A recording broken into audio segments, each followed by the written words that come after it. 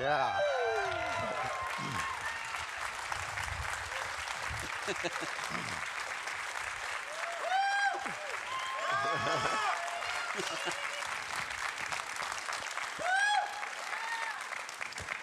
Hello, everyone. Hello. Welcome to our panel on the evolution of Azeroth. I'm Randy Jordan, a community manager with the Warcraft team. I started playing World of Warcraft 20 years ago, and I joined Blizzard 6 years after that. I want you to meet my coworkers, starting with Paul. You start with me. My name is Paul Kubit. Nice to meet everybody. I am an associate game director on World of Warcraft, working on the Midnight expansion. You can see a younger picture of me right behind me here. There you go. Yes. So due to the fact I've been working on this game for close to 20 years now. I started in 2006. Hope you can all hear me. Test 1, 2. Test 1, 2. All right. Perfect. Yeah, you just got to touch it. Yeah, been working on the game since roughly when we were working on Encourage. I started in game testing as a QA tester and worked my way onto quest design. Did that for a long time, worked on all parts of the game, and now, yeah, working on making cool stuff at Midnight. Yeah, nice to meet you. I'll jump right in next. Hey, everybody. My name is Jeremy Feasel. I haven't been here for the 20 years that Paul has. I just celebrated my 15-year anniversary at World of Warcraft, and I got my cool little blue ring. I had originally started as an encounter designer. One of the first things I made was the crazy boss fight Resort, which was modeled after a lot of fun SNES flying games. I have done many fun things since then. After that, I went on to my favorite thing, which was anything fuzzy and cute. I worked on battle pets for a really long time. I worked on hunter pets. I worked on mounts. Added a couple of secrets to the game, and nowadays I help head up the live services vertical on WoW. We add a lot of the stuff that's in the patches between the patches. The patches between the patches. Hi, Maria. Hi, how are you? I'm well. Great. Hi, I'm Maria Hamilton. I'm the Associate Design Director on WoW. I actually played early on in the beta, so I've played the whole time. I love the game. I've only been with the team for a little over 5 years. I just got my sword, in fact. So they do arm us at 5 years, which is nice. We get mugs earlier on for the, well, anyway. I started off on the quest team, and I made a variety of different quests. But one of my favorite things I made was Dead Blanchie, the mount. I had a lot of fun thinking through how that would play out and work and make sense. And I'm responsible for sort of the world, what we do in the world, the quests, the narrative, and sort of how everything plays out in our expansions.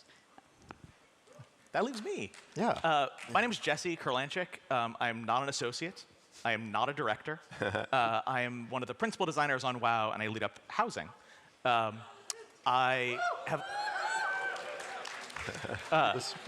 I've only been on the WoW team for 3 years, but I played WoW longer than anybody up here, since the technical friends and family alpha. I used to be very, very hardcore. Now I'm very dad, and so. All right. So let's go back to the beginning. Thinking back on the beginnings of World of Warcraft in 2004, how did the development team envision the living world of Azeroth growing and evolving? Yeah, I could take this. So we've been thinking about Azeroth as a living world for since the beginning, and that a living world can kind of mean a lot of different things. I think first it means the world is changing, and that can be from a minute-to-minute, hour-to-hour basis when you're looking at things that were in the very first version of the game, like rare mobs or treasure chests, variation in the space that it wasn't always predictable. Day to day, the mere existence of a day-night cycle sort of makes the world feel a little bit more alive when you log in Elwyn at nighttime, and it's darker than when you were in earlier that day. It feels alive. And then, of course, the game can vary from week to week, month to month, year to year, as we go through the seasons, and we have things like world events and holidays.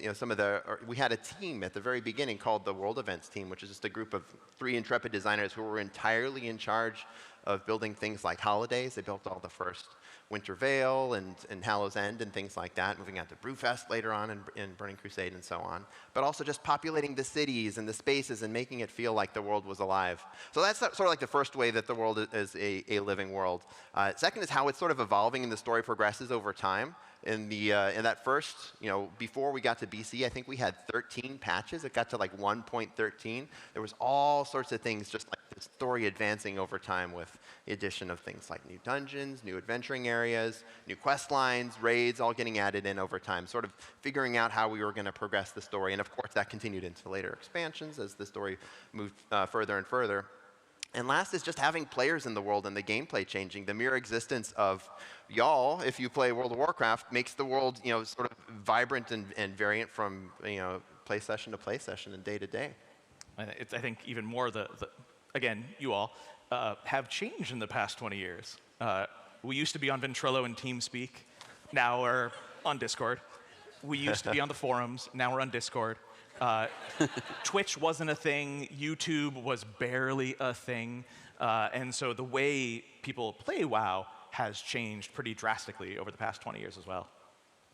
You have all sorts of things that come along that are instigated by the players. So, for example, I like to think back on the Terran Mill versus South Shore battles that would take place over and over for months in some cases.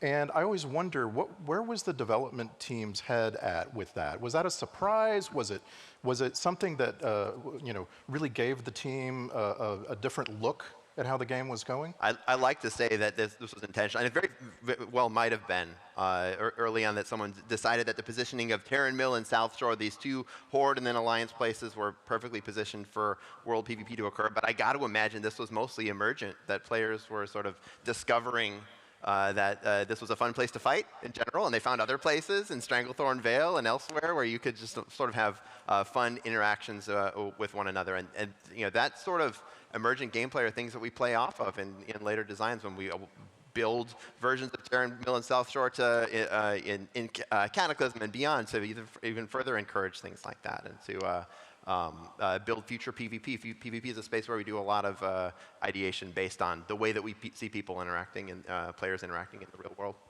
Or not the real world, but the outdoor world. It feels like the real world sometimes. My memory of the Encourage event for me and my guild was one of being on a boat in Menethil Harbor for the entire event.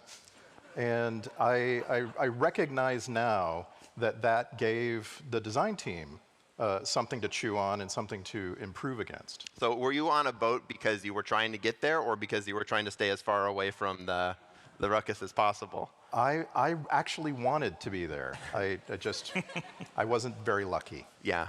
So the Encourage event was sort of the culmination of us, again, building and trying to build a living world, a space where it felt like the players were working together, acting together, this enormous war event. For those of you who weren't there or aren't familiar, this was an event where huge groups of players were gathering wolf pelts, and the Alliance needed Peace Bloom, and the Horde needed this, and we would all gather materials together, and then groups would choose champions, and you'd go through a difficult series of quests before one person on every server could ring the gong to open up this raid for their server, and it was this sort of huge, epic moment that's really defined a lot of the way that we've designed public events later, and really been instrumental in figuring out, how we can build this living world.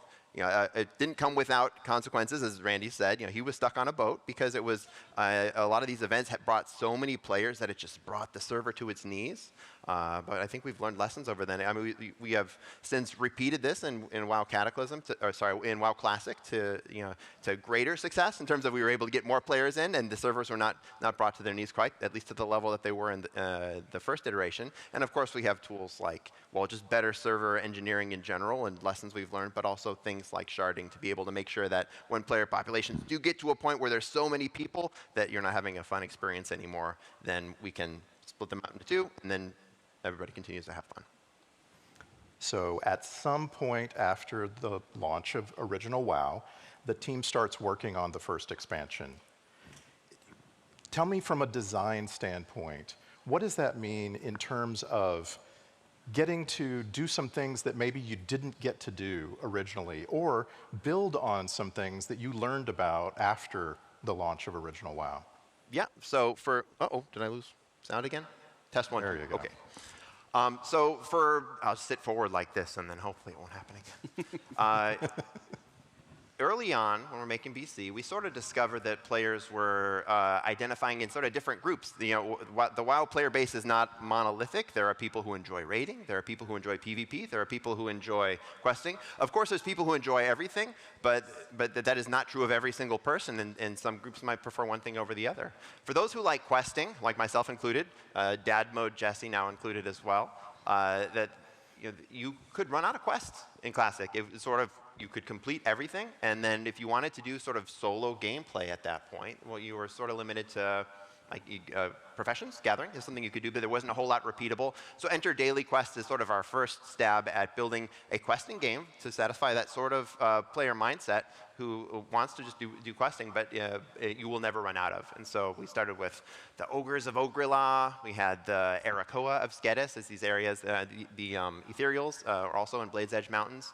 And built daily quests for them so that you could come back day after day and continue to play questing. This was also done in a way that we wanted to make sure that the world felt alive. It wasn't static, that at least we would rotate through different quests on a daily basis so you wouldn't know quite what to expect. As you climbed the ranks, not only would you have new quests available to you from those ogres of Ogrilla, but also they might refer to you a little bit more reverentially as you became revered and exalted and so on. We also started learning lessons at this point on what it meant to build repeatable content like this. One of my favorite stories, I was working at, you heard me mention, I worked in QA at the time, dealing with bugs. And we started to deal with new types of bugs that had to do with people running the same quest multiple times in a row. In Blade's Edge Mountains, some of you oldies like us might remember there was a quest where it was a bombing run quest, but it was sort of different than ones you do now, where you had to bomb a couple Legion cannons and things like that, and piles of munitions in the areas of Blade's Edge Mountains. And the cannons would fire back at you. The bug we found was that those areas would get really laggy on Sunday and Monday, and the first week we weren't sure exactly why. And then it happened again the next Sunday and Monday, and the reason why is because anytime one of those things shot a bullet at you, it would summon a little invisible creature. We call it a bunny up in the sky, and they weren't despawning.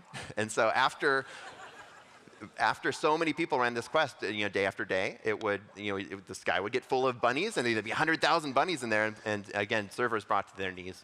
We fixed that, but this was sort of the types of lessons we were learning as we were building a living world and building this new type of content, which didn't exist in Classic. We didn't have that type of bug. I got to be king of the ogres. Thank you very much. Congratulations. Thank you. I also really, really enjoyed the Netherwing Ledge.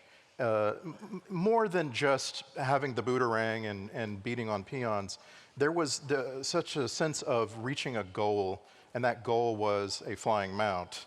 And of course, flying was the big step at this point in WoW. The big step forward for gameplay was being able to get on your mount and fly. Did you fly, Jesse? Absolutely. I was the first person on my server to fly. You were the first Because flyer. again, hardcore as a child. Right on. In my 20s. No, I think flying, as a player back then, was groundbreaking. There was not the norm that you could fly in an RPG, that you could fly over places that you had previously only seen from the ground. I don't envy the artists and world builders who had to go in and make it so that things had textures on their tops. So we didn't used to build the tops of buildings until you could fly. Or the content designers who had to now fill in space with the expectation that players are just going to, I'm just going to leapfrog that. I have no interest. But it was fantastic. I think as a player, seeing the world from that view really gave me this sense of awe and inspiration, and wanted to explore over and over and over again. Right on. So, going into Wrath of the Lich King, we now have a sense that this game receives expansions. It is going to continue to grow and evolve for who knows how long. Tell us a little bit about what it was like finding new things to implement to the game and realizing how new technologies would allow us to do more in WoW. So back after we had built Classic and Burning Crusade, I think one of the things we self-reflected on the most is the world didn't change with you, that you could do these awesome things, kill dragons, unite peoples and whatnot, but the world always stayed static. And that was necessary because everybody's living in the same world, and the world can't change for you but not for them. So we wanted to build tech to be able to do that, and we built something called phasing, which is something which, if you're not familiar, I think a lot of you, if you've played World of Warcraft, might be, but this is basically one player can do something, and then the world will change. As part of a storyline, Booty Bay might come under siege by pirates, and that player sees Booty Bay under siege by pirates, but other people who haven't completed that storyline don't. And this is a really useful technology, but it's also it's something we actually continue to work with today and have developed better tech for in later expansions. Yeah, we use phasing an awful lot because it's really effective for showing progression. Individual player progression, as well as times when we're using, a big group thing that's happening and we want you to see a specific thing. So it controls the visibility of what you can see. But it has some issues with it also that we have to consider when we're designing because, unfortunately, you might not see your friend. And so you said, hey, I'll meet you at the such and such place, and then your friend, you don't see them. And they don't see the same thing you see, so when you say, oh, I'm standing over by the big ogre, they say, what big ogre? One of the downsides of phasing is that it separates people. It makes it such that it may look like someplace is empty when it's actually full of other people, but they're in another phase. So now we're very careful when we phase, when we choose to phase, and also we have implemented party sync. If you're not familiar with it or you haven't tried it, you want to help your friend who's maybe behind you in the story, you party sync up, and now you'll see the same things that they're seeing. So very, very useful tool, but also can be detrimental to that feeling of being in a world if you're too separated from other people. Yeah, I'll say we phased a lot of that when it came out in Lich King because it was a new tool and we were figuring it out. And then as we sort of progressed, realized that phasing is a story sledgehammer. It is super powerful for telling story, having the world change around you, but that doesn't come without consequences. And this has been sort of a repeated pattern, I think, as you see designers on the team excited about new technology, and they implement it in the first, sometimes a scrappy way, and then we'll iterate it over time. Gave us the water slide in Grizzly Hills. That's right. Yeah. What could be better? So the biggest phasing that I can think of that came along was actually done by Deathwing himself. Yes, indeed. Yes. A major change to the landscape. Tell us about that. Yeah, so I think this is continuing this line of thought. If we want to see the world changing, the big idea for Cataclysm was, what if we changed everything? What if when Deathwing came out of the earth, it changed so much that entire quest lines changed, entire zones changed. The tops of the mountains in Badlands are sheared off, and the Barrens is split into two with a big river of lava in the middle, and so on. And along with that, the quest lines changed. If you go to a lot of those Cataclysm-affected zones, you'll see the story is Deathwing just came out of the earth. We learned a lot of lessons in doing that. One, it was a lot of work to do to rebuild all those zones, and a lot of them were done really quickly. Again, I mentioned scrappily before. We did built those zones really quickly, but also some players weren't as happy about the changes. The changes we'd made to zones were done with good intentions of looking at classic quest lines and saying these don't really match our philosophies anymore. Sometimes a quest might send you all the way to another zone, and then you come back, and then you get 15 silver and nothing else, and that's it. And so we wanted to build quests that are more in the at the time the modern sensibility of let's build these into campaigns, into storylines that have beginnings, middles, and ends. And you see that with the Cataclysm-affected zones. For players who were disappointed by that and saw that I kind of can't go back to before, I can't play the Classic as I remember, I think this was one of those instigating moments which ended up having us make WoW Classic. So you can go back and you can play WoW Classic in the way that you remember it. And a lot of players, I'm sure many of yourselves included, do prefer to play that way, and it's great that you can. It seems like Mists of Pandaria is also a little reflective of what you were just talking about. There's a condensation of everything. When you talk to players about their memories of Mists of Pandaria, it's very cozy, it's very tight-knit, And that feels to me like that was the intention of the design team. What do you think? I totally agree. Yeah, I would say that Mists is sort of where things started to coalesce a little bit. That they started to like, we started playing with the tools that we had been working with the daily quests and weeklies and phasing and learning those lessons, taking the big experiments and building them a little bit more in a considered way. That living world of Mists of Pandaria really felt like it was there. That the daily quests that you were doing weren't always going to the same place, but you could be going to the Celestial Temple in the north one day and the south the other day, or you could be helping out the Shadow Pen with something based on your actual, playing your class and fighting. But another time you might be helping the Anglers or the Tillers of Half Hill and like doing something which is a little bit more domestic. Maybe that's sort of the early stages of what ended up becoming housing, or at least those that style of playing WoW. I could very much see a connection from that to what we're looking at doing in Midnight.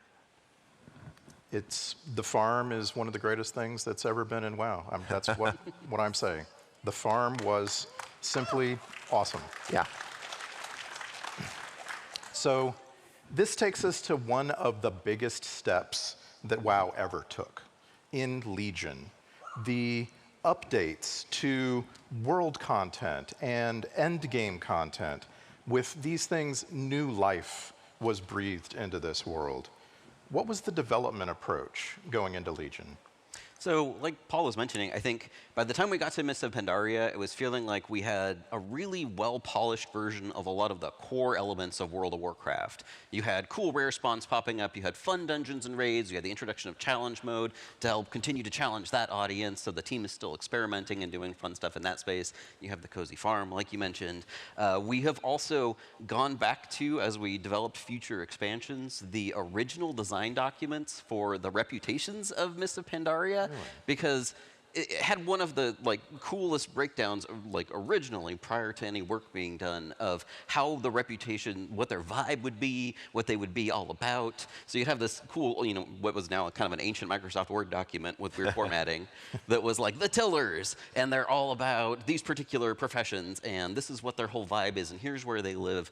And when we went back in future expansions like Dragonflight, that was one of the things we looked back on was that document when we were designing Renown.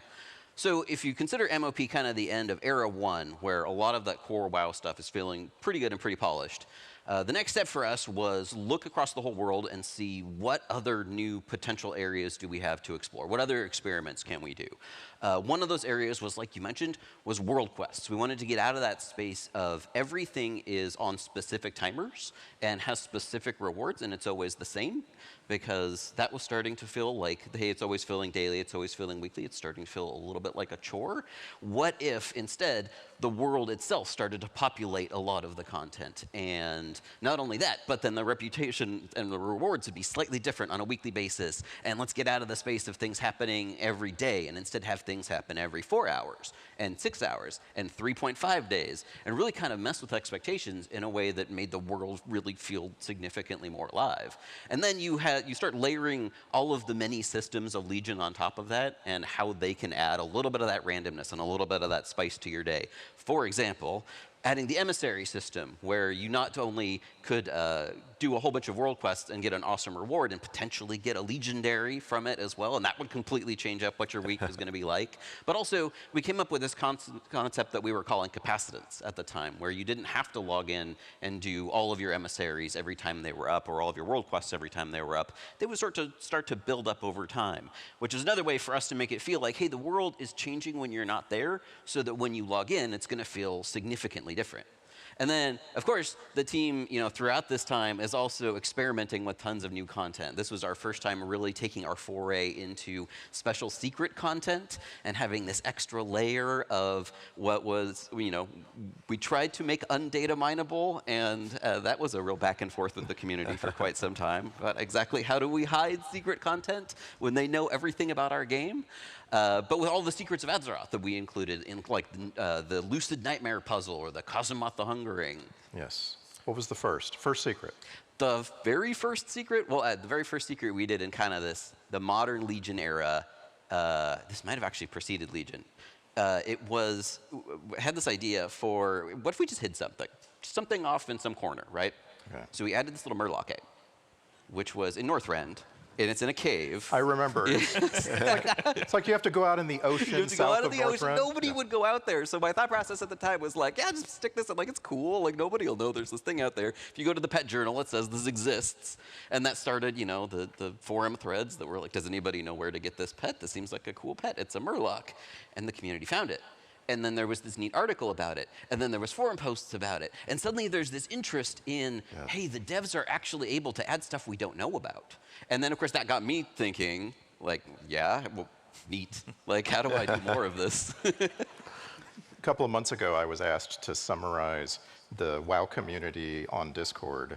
And it was so fun to go look at the different Discords. And the secret finding Discord is huge. And they're so energetic. And they're having so much, even when they're not working on a secret, they're having so much fun. Something else in Legion, which I feel like ties back to this personal, cozy approach, like we saw in the Half Hill Farm, class halls. The team somehow made a dozen class halls, and they were different. They weren't just you know, the same thing for a different class with some different colors. Tell me about that. You say somehow, and that's good production processing. That is how. From my perspective, it looks like magic. That's how you make 30+ artifact lines at the same time, too. 30+. Well, I think, you know, that gets back to what Paul was talking about how to make the world feel like it's a living space, right? And there's a couple of different ways I think that Artifact accomplished that. One of them was we couldn't cram all the Artifact quest lines just into the Broken Isles because there was a lot of Artifact quest lines, and somebody would have had their Artifact quest line just hanging out with murlocs up in a corner. Like, there just wasn't enough space. So the team had this idea of like, hey, let's go back to all of these older spaces in World of Warcraft and not cataclysm them all, but revisit some of the storylines of things like Subchapel and some of our favorite characters back then. And this was sort of a new way for the team to think about reusing a lot of those older spaces in a new way that told the next chapter of their storyline. And that changed up dozens of the areas of older World of Warcraft. But then, like you mentioned, there's also the idea that, hey, we're going more in depth into what your class is and who they hang out with and who their minions are and what their whole vibe is. And you know, the class halls, I think, accomplished that really well in a way that we hadn't ever gone into in World of Warcraft before. You had some class quests prior to this, but there really was no idea of this is your space and you're going to hang out with other mages and you're going to do mage stuff. I play mage. So, and that's going to be cool and awesome. You're going to get a special set for it, and you're going to get your own minions for it and everything. Like, we really went deep into that lore of each individual class that I think it helped make each class feel deeper in the overall world as well. It made the world feel more alive, too, because like if you were a mage and you saw someone else was doing other priest stuff and someone else is doing other warrior stuff, it makes the world feel bigger. It makes the world feel like it's not just on rails for everybody, but you have your own adventure that you're going on through. And you didn't get to do that stuff. You got to see somebody else doing something crazy and being like, what are they doing? Now I want to play a warlock. Yeah, exactly. Why are you in Deadwind Pass? I never thought of playing a warrior until I saw how they exited their class hall. That's very, very exciting. And I got a fishing pole. The Underlight Angler, that's right. Yes. Who do I have to thank for that? The professions team. Okay, we'll say the professions team. Yes. But it's just a very interesting thing that it wasn't a conclusion. When the artifacts were all made and working and implemented, that we could still do something more, have that artifact fishing pole, and give players a reason to come together so much as they did in Legion. So now that we've had some time to reflect on it, Dragonflight really represents a major turning point for World of Warcraft. Tell us about some of the big additions in Dragonflight. Sure, yeah, I'm happy to speak about Dragonflight. I quite love it. So we were given enormous maps. So the world building team just made these massive, massive maps for us. And it fit really well with our themes, which was primarily about discovery and exploration. We're returning to the homeland of the dragons. We need to look everywhere and find all the things.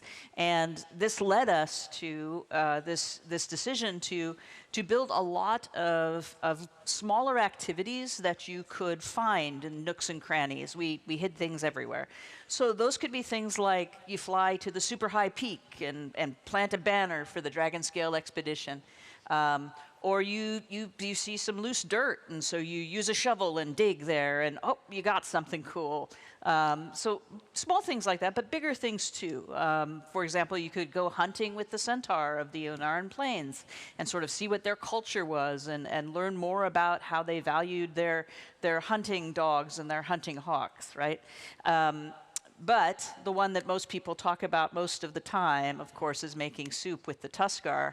And I'm gonna turn that over to the chef here, and he can explain what he did. Well, first, can I get a yes, chef, from the audience? Yes! All right, thank you. So I was lucky to be asked to work on the folks who were building the community feast event, which is what we sort of call Tuskar soup informally. The directions here was, we'd been working with the culture of the Iskara for a while, or the team who'd been building the story of the Azure Span had, and they had an idea of what the fantasy was here. They said, we want a big event where you make soup. And we had a couple early designs, but like the idea we got most excited about was this character who sat at the pot and was giving everybody different directions of, you go get salt, and you go get one kind of fish, and you get another kind of fish, and you come over here and help stir the pot. And the way we were able to implement that was scenarios. Scenarios is some tech that we have to sort of tell a shared story in the outdoor world. Usually it's sort of a long linear story or a multi-stage linear story. But again, being scrappy and using the tools that we had available, we said, what if we made 60 different scenarios though? And then the fish one was one scenario, and this fish one was a different one, and stirring the pot was a third.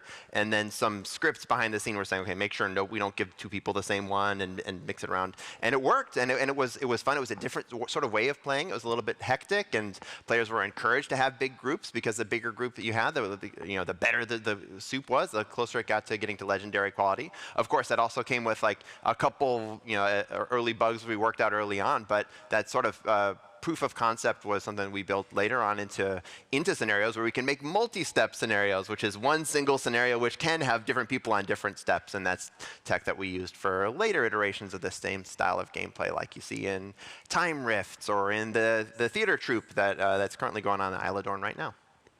Yeah, I went and got my supervisor title right away. That was really important to me that I had supervisor. Yeah.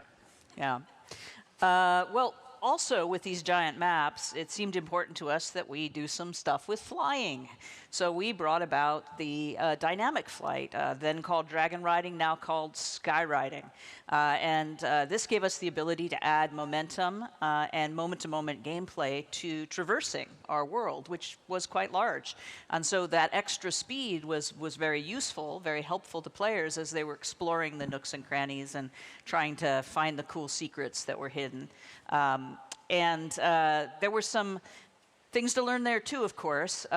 Some players, turns out, get sick if they have to deal with momentum.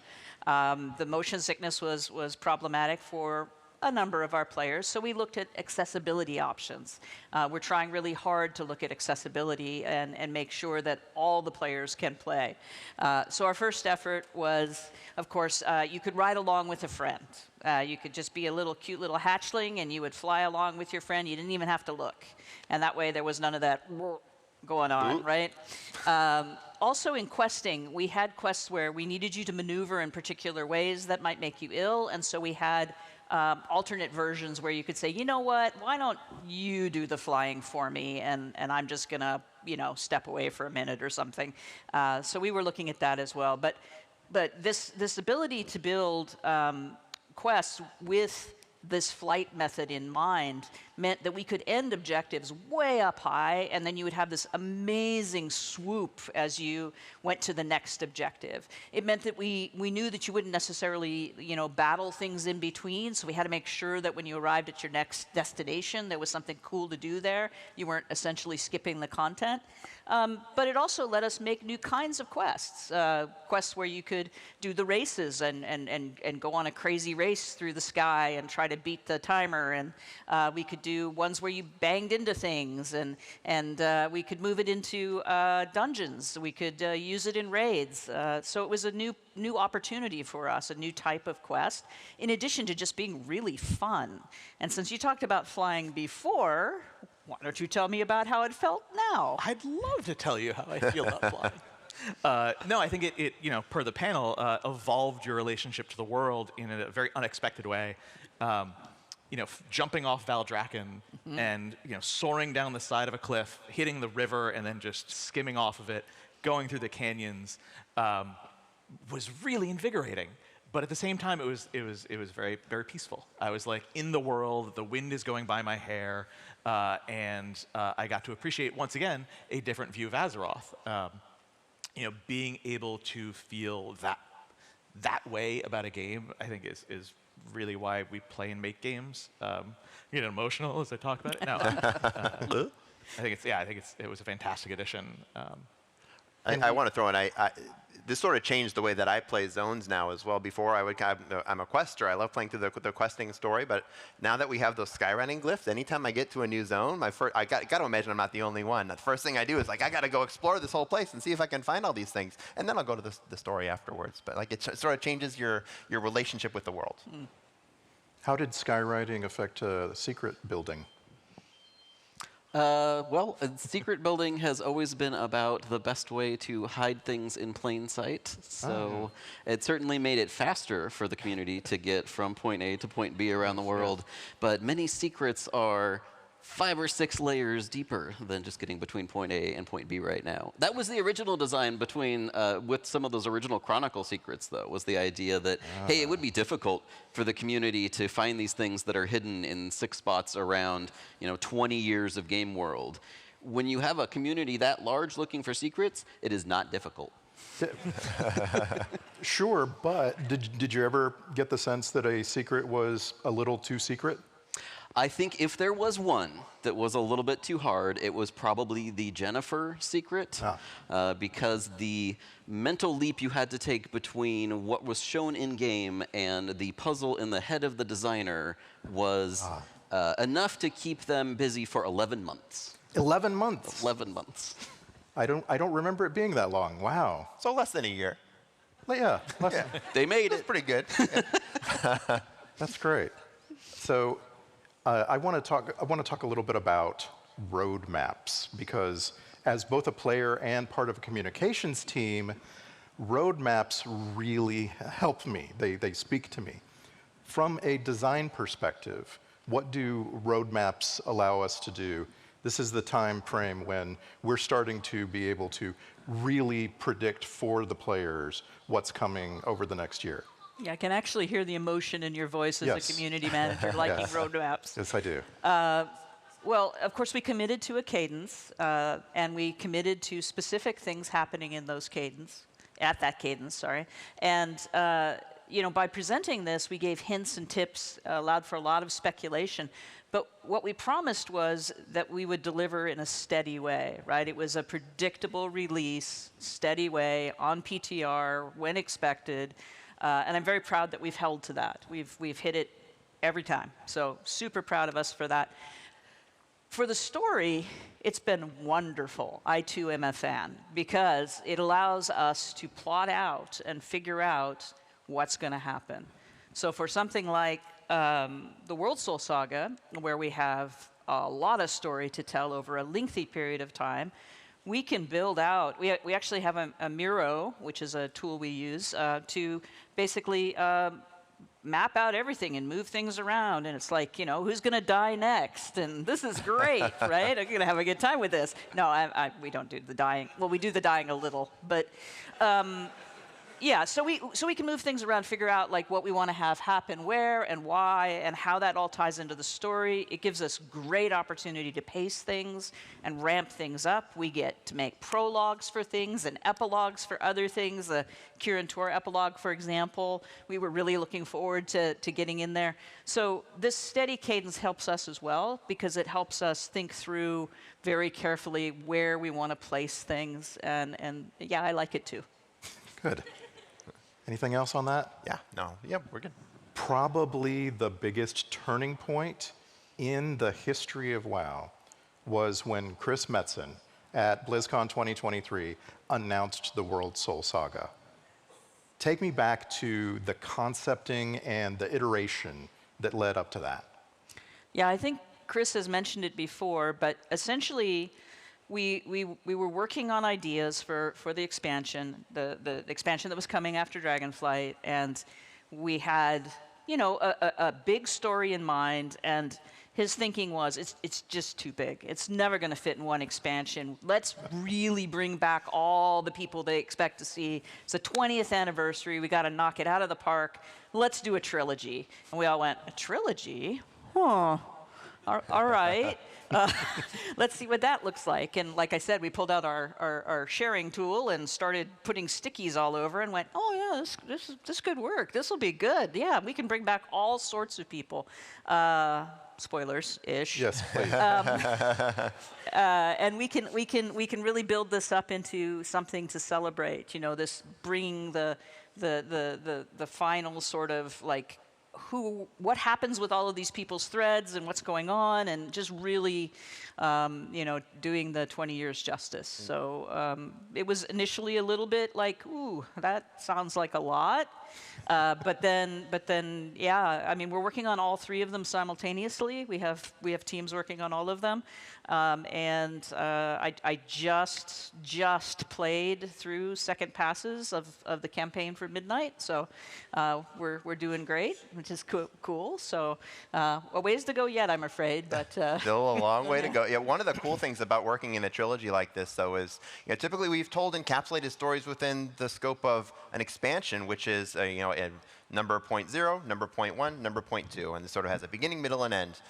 This has a lot more. There's a lot more places where you can put story, and it means we get to go to a lot more interesting places. We get to go to unexpected places. The very first diversion off of the Isle of Dorn and it's Khazalgar, et cetera, was to go to Undermine, and it's exciting to think about where we're going to go next as the story's kind of dealing around the Void and the World Soul and everything continues to unfold. And during this development of the Worldsoul Saga, the team has also been producing entirely new ways to get into the living world. What does WoW Remix Mists of Pandaria mean for you? Well, I mean, to the point that Maria was making about how the roadmap and having this consistent content cadence gives us great opportunities for adding a ton of new story content. Hey, it also gives us great opportunities for adding a ton of new interesting experiments, which we did all throughout Dragonflight. Everything from the revamped Secrets of Azeroth to the follower dungeons, those were all little experiments that we were doing. And at the end of Dragonflight, we knew we wanted to take a couple of big swings on the experimental side of things. One of them was experimenting with reusing WoW content. And this was really, like, MOP Remix was really the combination of two different separate ideas that came together like a delicious cookie. One of them was, hey, can we expand upon time walking? At the time, we were doing things like turbulent timeways for the first time and finding that to be something that people were really enjoying. And we've continued updating turbulent timeways ever since then. But then we were asking ourselves, what is the most effective way to relive, say, a whole zone? Should we do zone walking? Or a whole expansion if you went even bigger than that?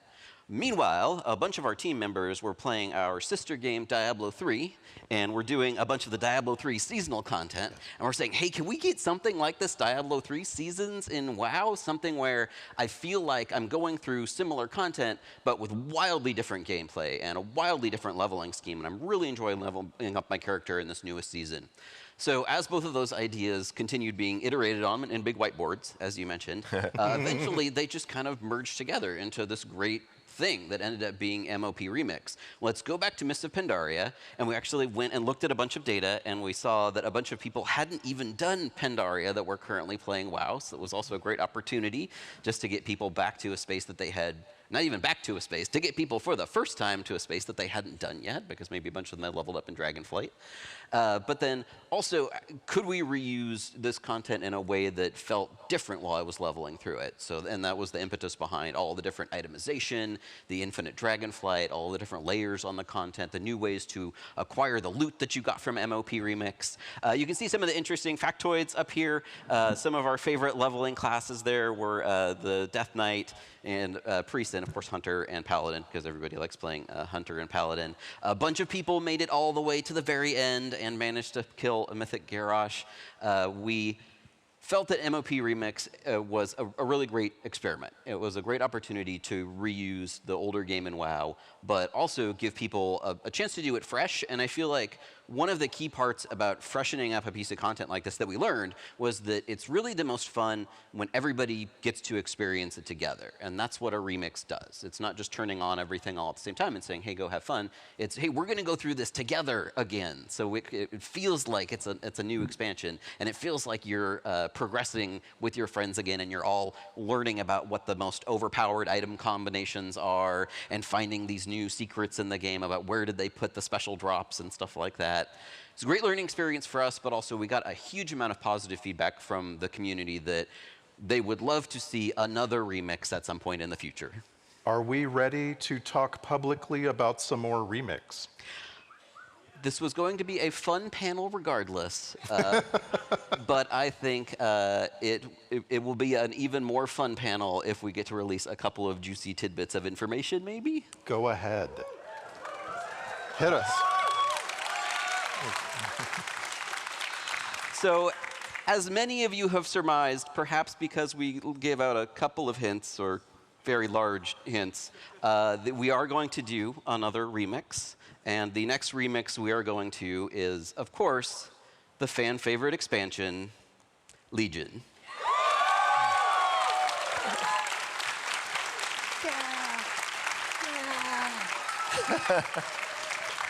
Now, like we mentioned earlier, Legion has a lot of content. It has way more content than Mists of Pandaria, and it has a huge amount of different systems. So the team is currently hard at work delving deep into how we are going to integrate all of these systems in a remixed way. Which systems are we going to remix? Which systems are we going to remix and add new things to? Which of all of the different drops that came from all over the place in Legion are going to be accessible via currency? Team is delving into those right now, and we will have a significantly larger info dump later that includes a lot of the details about the systems, but we don't want to leave you without at least a couple of interesting, juicy tidbits about the stuff that we're exploring and we're excited about. So here's two of them. First, Legion is where we first introduced the Mythic Keystone system. And this gives us a great opportunity to expand upon the audiences that we hit with MOP Remix by giving the Mythic Plus audience something to do in a remix space. Hey, wouldn't it be cool if you could do Mythic Keystones with the wild item scaling of Remix and see how high you can go? We think that would be cool. Yes. And we're really excited about folks getting a chance to do that and just figuring out how to completely break that game. We completely expect you're going to do that, and we hope you have a ton of fun. Right on. But some of us in dad mode prefer the outdoor world. So one of the other things we're actually really excited about that we can do in a closed system like a remix is try wild experiments with the outdoor world. So we're excited to let y'all know we are taking yet another page from our friends over there on Diablo, and we're going to try adding a increased difficulty world tier in Legion Remix. It's currently called the Shattered Timeline. It's a timeline where everything went worse and everybody is significantly more difficult. So if you would like to challenge yourself while you are leveling up or at max level and doing Legion World Quests, head over to the Shattered Timeline and let us know what you think. Right on.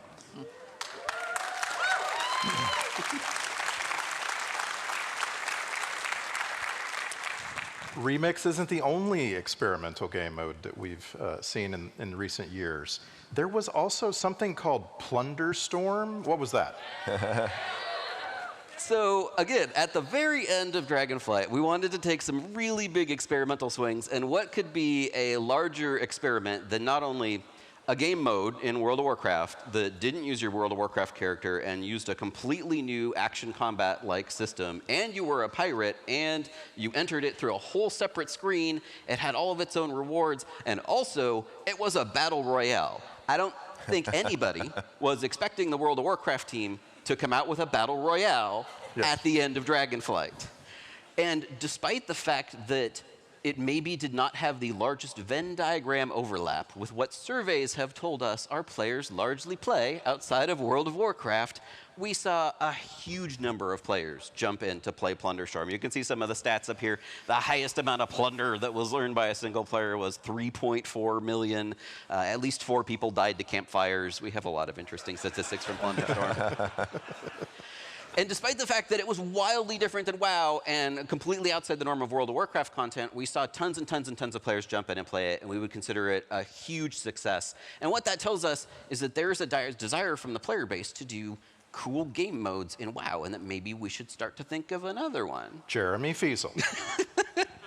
Can we confirm, maybe we can't get details right now, but can we confirm that we are working on the next fantastic experience?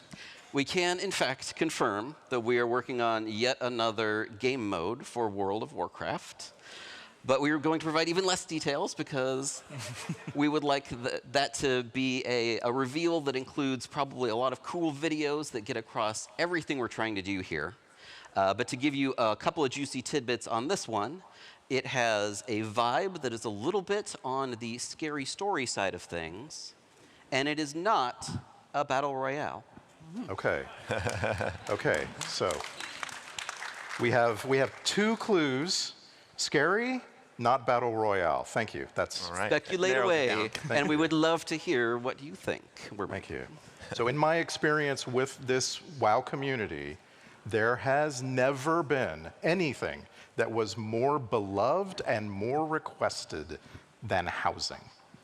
Housing feels like the culmination of a question this community has been asking since the beginning of WoW.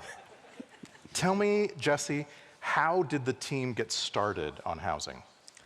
So housing has been worked on WoW for, I don't know, years and years and years and years. You can find old remnants of data mined houses and, really crufty stuff going way, way back. Cruft. Lots of cruft. Great word. But the more modern, attempt at housing started years before I got here. And a team had been prototyping and sort of pitching and building towards it. And they had a bunch of really compelling prototypes and things that we were iterating on. I joined the team, started working on housing, started working on even more prototypes for housing because we were sort of very keen on dialing in a couple things. And so now we're here. We have a pretty big team working on housing. Everybody is super excited about it on the team. Apparently, folks are as well. And in the evolving of Azeroth, y'all have been playing for, in some cases, 20 years. But our character's been visiting Azeroth. We come, we stay in an inn, we log off, and then we're gone. Now you have a home. You have your own little slice of Azeroth that you can make your own. You can make a spooky house. You can make a scary house. You can make a cozy house. You can invite your friends over. You can have birthday parties. You can do all of these role-playing things that the community's been clamoring for in a space that's yours. But it's not just your space. You're in a larger context of a neighborhood. So it's me and you and you and you and you and you and you. And there are groups of friends, there are communities, there are guilds who are inhabiting a shared space. And they will be able to inhabit that space for years to come. Your progression on a tier right now is 6 months, something like that. Your progression in housing is forever if you want it to be. So it's super exciting when you think about the world, how we interact with it now and how we will interact with it in the near future. How does having a persistent space that players can call their home, how does it affect the way we build content? Of course it does, absolutely. One of the most exciting things in a designer sort of way, as opposed to a player sort of way, maybe, but maybe not, is the potential to have quests give you rewards of things you can do for your house, things you can decorate your house with, things that are mementos of some achievement that you managed to pull off, some awesome thing you did. We talk a little bit about that Onyxia head and where we're going to put it, exactly. It also gives us an opportunity to look at what might happen if we brought content to you. So, we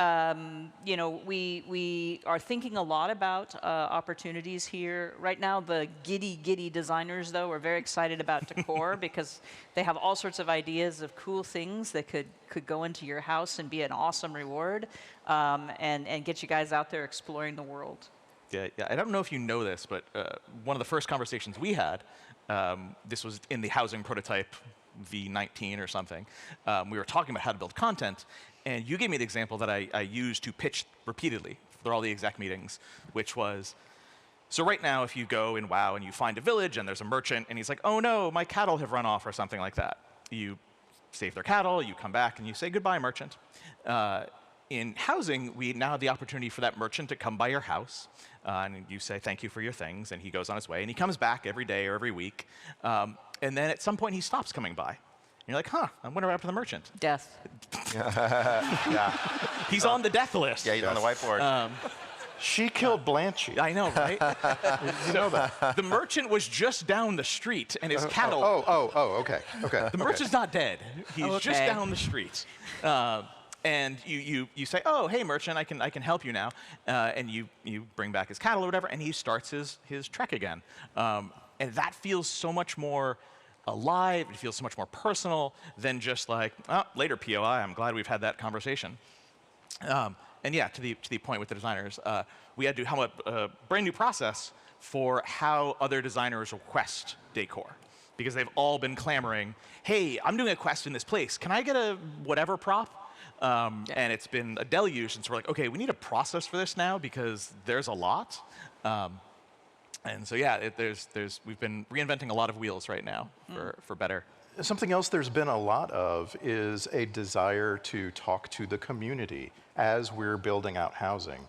And I just want to compliment you personally, you and the team. The housing team has been very open about wanting to share with the community what we're doing and what we might be able to do so that we can make sure that that community is heard and that they're receiving, so to speak, what they want out of housing. Tell me a little, just anything you can tell me. 2-minute version. Okay, Midnight, The Last Titan, Beyond. Tell me something about what's coming for housing. A lot of things are coming for housing. Sure. The first release that we have is just that. It's the first release for housing. Yes. We are going to be building on housing for the foreseeable future. We have a very, very bulky roadmap full of stuff. You know, the community response to it has been amazing in that, like, we'll make a post and then we'll see this big discussion come up and we'll be like plucking, like, we should think about adding that. That seems like a good idea. Put it on the roadmap. The team has, channels devoted to brainstorming and coming up with new stuff. There has been no shortage of amazing ideas that are all just, fighting each other to get on. So yeah, got a lot coming. You'll hear more over the next couple of weeks. I think we'll be talking about some other things that people want to hear about very soon too.